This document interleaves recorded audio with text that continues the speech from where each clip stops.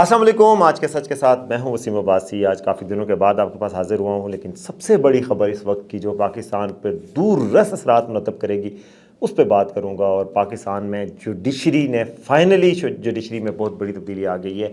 आइनी बेंच बन गया और आइनी बेंच के सरबराह वो बने हैं जिनको हुकूमत चाहती थी, यानी जस्टिस अमीनुद्दीन आइनी बेंच के सरबराह बने हैं। आइनी बेंच की वो पावर होगी जो कि सुप्रीम कोर्ट के चीफ जस्टिस की भी पावर नहीं होगी, जो कि आइनी बेंच के सरबराह की पावर होगी। आइनी बेंच में कौन कौन कंपोजिशन है, उससे क्या असरात होंगे, ये बात आपको बताऊंगा।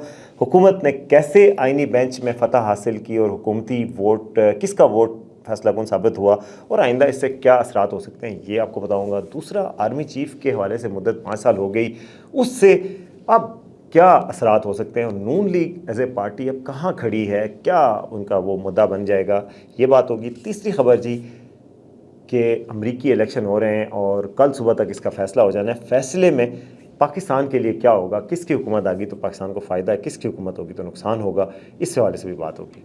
तो सबसे पहले जनाब चैनल को सब्सक्राइब कर दें। मैं कुछ दिन गायब इसीलिए रहा था कि आप जब तक सब्सक्राइब खुल के करते रहें।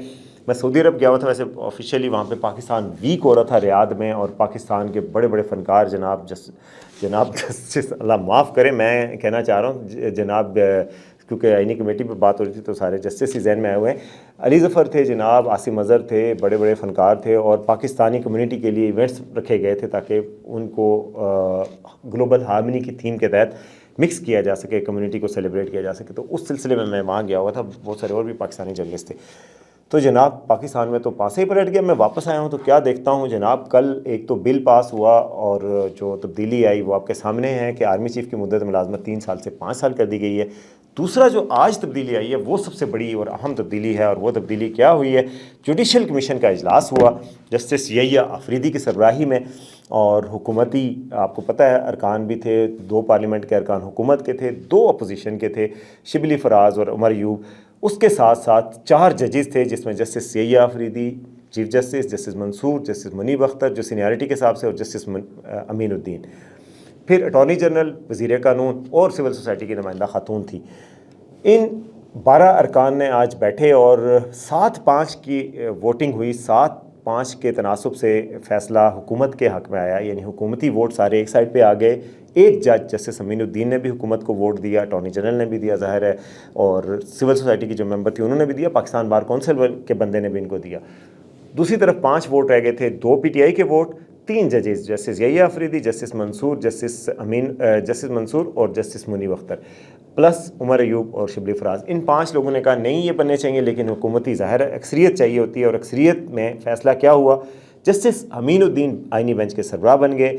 उनके जो आइनी बेंच के मेंबरान हैं उनमें justice Jamal Mandokhel, justice Naeem Akhtar Afghan, justice Ayesha Malik, justice Musarrat Hilali, justice Hasan Azhar Rizvi, justice Mohammad Ali Mazhar आ गए।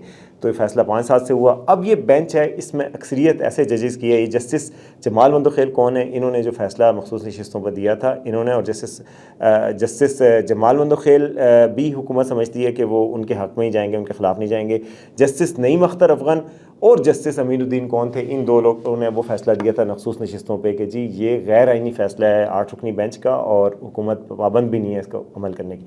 कोई ये 2 जज तो वो हैं जो हुकूमत हमेशा चाहती थी कि ये रहें, और हुकूमत समझती है कि वो अच्छे जजेज़ हैं।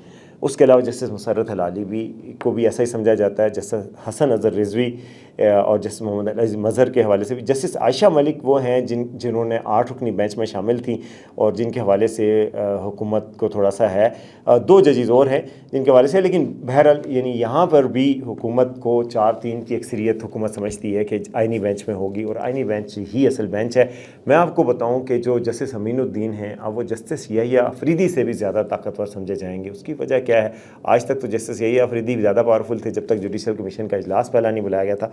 उसके बाद जुडिशल कमीशन में चूँकि हुकूमत की अक्सरियत है, आइनी बेंच के सरबराह ये बन गए हैं, और आइंदा आइनी बेंच के सरबराह के तौर पर ये बैठा करेंगे एक रुकन के तौर पर भी, तो गोया हुकूमत की अक्सरियत परमानेंट रहेगी जुडिशल कमीशन में। तो जो आइनी फ़ैसले हैं, जो मखसूस नशिस्तों का केस है, सिविलियन का मिलिट्री ट्रायल है, जिस केस में फ़ैसला कोई आइन की किसी शिक से फ़ैसला उठाना है, कानून की किसी शिक की इंटरप्रिटेशन का मसला है, वो सब का फ़ैसले जनाब आइनी बेंच करेगा, और जस्टिस अमीनुद्दीन वो बेंच बनाएंगे। پریکٹس اینڈ پروسیجر کمیٹی میں بھی تبدیلی کر دی گئی ہے، اور پریکٹس اینڈ پروسیجر کمیٹی میں جسٹس امین الدین آئینی بینچ کے نمائندے کے طور پہ، سربراہ کے طور پہ اس میں بھی شامل ہوں گے۔ گویا پریکٹس اینڈ پروسیجر کمیٹی جو کہ عام دیوانی مقدمات سپریم کورٹ میں لگائے گی، اس میں جسٹس یحییٰ افریدی ہوں گے اور ان کے ساتھ جسٹس منصور ہوں گے، اور تیسرے جسٹس امین الدین آئینی بینچ سے ہوں گے۔ وہ بھی حکومت نے کل ترمیم کی تھی، تو ادھر بھی یہ ہو گیا۔ جو کمیٹی آئینی بینچ کے سامنے کیسز لگانے کا فیصلہ کرے گی، وہ کمیٹی کن پہ مشتمل ہوگی؟ جسٹس امین الدین، جسٹس جمال مندوخیل اور جسٹس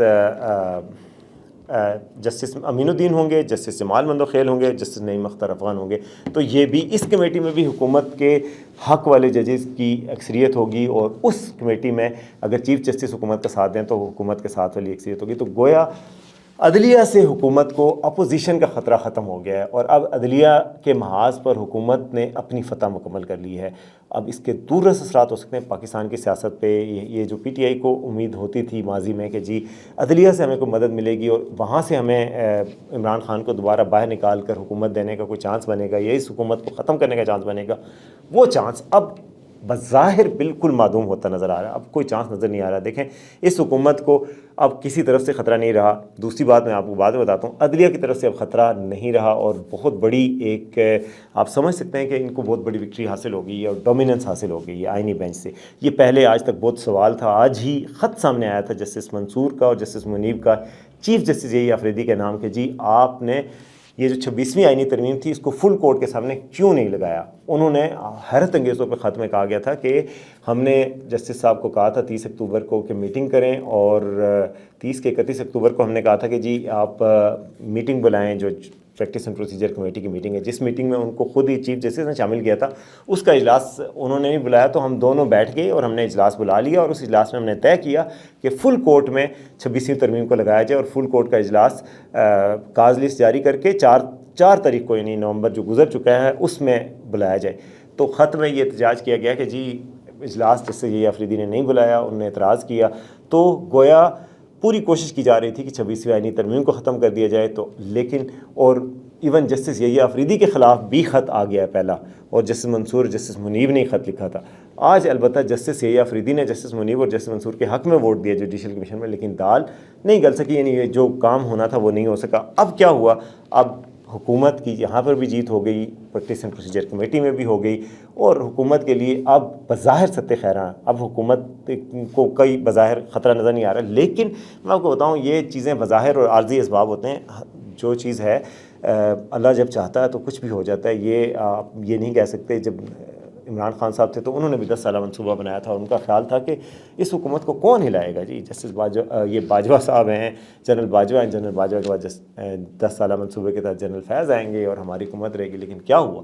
جب حکومتوں کو یہ لگتا ہے نا کہ وہ بالکل آن ٹاپ آ گئے، سب کچھ کنٹرول میں ہے، تو اسی وقت کہیں سے کرسی ہل جاتی ہے، اور اوپر والے کی بھی مرضی چلتی ہے۔ یہاں پہ یہ نہیں ہے کہ آپ اپنے اسباب کریں، اس لیے آپ کچھ نہیں کہہ سکتے۔ لیکن بظاہر حکومت بہت مضبوط ہو چکی ہے۔ اب اس کی مضبوطی میں کل کے جو فیصلہ تھا اس میں بھی بہت بڑا کردار ہے۔ کل آرمی چیف کو بظاہر ایکسٹینشن کے نہ دی گئی، لیکن ایکسٹینشن کے بجائے قانون میں ترمیم کر کے ایکسٹینشن دے دی گئی، اور ان کی میعاد ہی 5 سال کر دی گئی۔ جو پہلے 3 سال میعاد تھی 5 سال کر دی گئی۔ ایک جلدی میں قانون پاس ہو گیا قومی اسمبلی سے، سینٹ سے بھی، اور وہاں سے بھی پاس ہو گیا۔ جناب صدر مملکت جو قائم مقام صدر تھے انہوں نے پاس کر دیا۔ اس سے کیا ہوا کہ جو آرمی چیف ہیں جنرل عاصم منیر، اب وہ 5 سال تک آرمی چیف رہیں گے جب تک یہ حکومت کی مدت ہے، اور حکومت کو یہ نہیں لگ رہا کہ اب انہیں کوئی ہلائے گا۔ نہ جوڈیشری چاہتی ہے ان کا جانا، نہ اسٹیبلشمنٹ چاہتی ہے، موجودہ اسٹیبلشمنٹ، موجودہ قیادت جو فوج کی ہے، اور اب ان کو کوئی لگتا نہیں ہے۔ تو یعنی کہ حکومت کو اب اللہ ہی ہٹائے گا۔ جب ہٹائے گا تو ان میں سے جوڈیشری یا اسٹیبلشمنٹ میں سے بظاہر اب ان کی اپوزیشن ختم ہو چکی ہے، اور یہ بہت یعنی کہ گورنمنٹ نے اپنی گرپ مضبوط کر لی ہے۔ اچھا، جو فیصلہ کل ہوا آرمی چیف کے حوالے سے، اس کو جناب سلمان اکرم راجہ بھی کہہ رہے ہیں کہ ہو گیا جی، اب آگے چلتے ہیں۔ مولانا فضل الرحمان بھی کہتے ہیں کہ جی اندرونی معاملہ ہے، بس ہو گیا، ہم نہیں چاہتے تھے لیکن ہو گیا، ختم، آگے چلتے ہیں۔ سب یہی کہتے ہیں ہمیشہ۔ جیسے کہ باجوہ صاحب کی ایکسٹینشن ہوئی تھی تو نون لیگ نے بھی کہا تھا بس ہو گیا، آگے چلتے ہیں۔ لیکن نون لیگ کی اب کیا شناخت رہ گئی؟ میں حیران ہوں۔ نون لیگ ووٹ کو عزت دو سے چلی تھی کہ سویلین بالادستی اور یہ وہ سب پیچھے رہ چکا ہے۔ اب شہباز شریف صاحب کی شکل میں ایک نئی نون لیگ منظر عام پہ آ رہی ہے، جس کا کام ایک ایسے رجیم کو، ایسی حکومت کو آگے بڑھانا ہے جو पेट्रोल पे भी चलती है और इलेक्ट्रिक पे भी चलती है। मतलब जो इस तरह की हुकूमत होती है जिसमें दोनों तरह की है, यानी इस्टेब्लिशमेंट की भी मर्ज़ी शामिल है, हुकूमत की भी मर्ज़ी शामिल है, तो ये ऐसा निज़ाम हुकूमत है जिसको कोई ख़तरा कैसे हो सकता है कि इस हुकूमत में सिविलियन कोई ऐसी काम करेंगे ही नहीं जिससे इस्टेब्लिशमेंट को कोई शिकायत हो और सारे काम वही हो रहे होंगे, तो इसलिए कोई ख़तरा नज़र नहीं आ रहा। तो ये बहुत एक ऐसा आज संग मील तय हुआ है जिसके तहत बज़ाहिर हुकूमत के लिए ख़तरे ख़त्म हो गए। अब क्या होगा जी, अब हुकूमत कहती तो है कि जी हमने तरक्की करनी है, अब स्टेबिलिटी आगे लेके जानी है, अब बाकी दुनिया को भी मैसेज जाएगा जी कि अब हम पाकिस्तान में ये हुकूमत रहेगी, ये स्टे करेगी। ये ख़ास तौर पर कुछ ममालिक हैं जो चीन है या कुछ ममालिक हैं जो स्टेबिलिटी पाकिस्तान में कहते हैं कि स्टेबिलिटी पहले इंश्योर करो फिर हम इन्वेस्टमेंट लाएंगे। तो अब वो ये मैसेज तो आगे दिया जा सकता है, लेकिन नून लीग का सियासी तौर पर बड़ा नुकसान मेरे ख्याल में हुआ है। वो जो समझते थे कि जी हम वोट को इज़्ज़त दो, सिविलियन वाला दस्ती, वो सारे जो सियासतदानों की बरस बरस की मेहनत थी वो सारी ख़त्म होकर ताबेदार जमात बन के एक सामने आई है, बिल्कुल ताबेदार सीधी लाइन पे खड़ी हो गई जी हो गई। अब जो नून लीग के जो बहुत बड़े वो सिविलियन वालदस्ती के हामी थे, पता नहीं वो अब क्या कहेंगे, वो कैसे बेचेंगे इस सौदे को आवाम के सामने। मैं कम अज़ कम मुझे ये बात नून लीग के हवाले से मैं इससे सहमत नहीं हूँ, इस पॉलिसी से। और ये जो सारा जो कुछ किया गया है ये कम अज़ कम ये उनके ब्रांड के लिए भी बहुत बड़ा नुकसान हुआ है। खैर जो होना था वो उनकी सियासी जमात है, वो जाने और उनका ब्रांड जाने और उनकी सियासत जाने, वो अब क्या कहा जा सकता है। दूसरी तरफ जनाब अमेरिका में इलेक्शन हो रहे हैं और पीटीआई जो है वो उसको उम्मीद लगाई बैठी है कि अमेरिका में जो इलेक्शन होंगे ना, शायद ट्रंप साहब आएंगे तो हमें फौरी तौर पे हुकूमत मिल जाएगी और पाकिस्तान पे प्रेशर पड़ेगा। तो जनाब मैं आपको जो बता सकता हूँ उसके मुताबिक ऐसी कुछ नहीं होने वाला। ट्रंप की हुकूमत आएगी तो ट्रंप के सबसे पहले अपने डोमेस्टिक इश्यूज़ हैं जिनको उन्हें सॉर्ट आउट करना है। अभी तक तो खैर रेस शुरू होगी, 7 करोड़ लोग वोट दे चुके हैं, बाकी 7 करोड़ ने आज वोट देना है, फैसला तो कल सुबह होगा। और मुझे बहरहाल ट्रंप की जीत होती हुई नज़र आ रही है। वैसे कुछ भी हो सकता है, बहुत नेक टू नेक कंटेस्ट है, कमला हारिस भी जीत सकती हैं, लेकिन मुझे लग रहा है कि इस दफ़ा ट्रंप के ज़्यादा चांसेस हैं। इसकी वजह यह है कि वहाँ पर जो क्लोजेट सपोर्टर होता है, जो छुपा हुआ सपोर्टर होता है, वो ट्रंप का हामी होता है। जो एग्जिट सर्वेज़ में अगर आप 2-3% का फ़र्क भी देखें ना, तो वो फ़र्क भी मिट जाता है और वही जीतते हैं, क्योंकि इनके कई सपोर्टर ऐसे हैं जो खुल के नहीं कह सकते कि हम ट्रंप के हामी हैं, क्योंकि ज़ाहिर है ट्रंप एक रेसिज्म और इन चीज़ों को बहुत प्रमोट करते हैं, बड़े हार्ड लाइनर किस्म के हैं। इनको सपोर्ट करना कोई लिबरल बंदा नहीं सपोर्ट कर सकता, कोई पढ़ा लिखा यूनिवर्सिटी का प्रोफेसर अमेरिकी वो नहीं इनको सपोर्ट कर सकता, तो वो वोट छुप के देते हैं। इस वजह से अगर नेक टू नेक रेस हो तो ट्रंप को बढ़तरी होती है। तो मेरा ख्याल है ट्रंप के चांसेस ज़्यादा हैं, देखते हैं कोई भी जीते। मगर कोई भी जीते, मैं आपको बताऊँ, अमेरिका के लिए पहले सोचते हैं, बाद में पाकिस्तान, चाइना, बाकी मुल्कों के हवाले से सोचते हैं।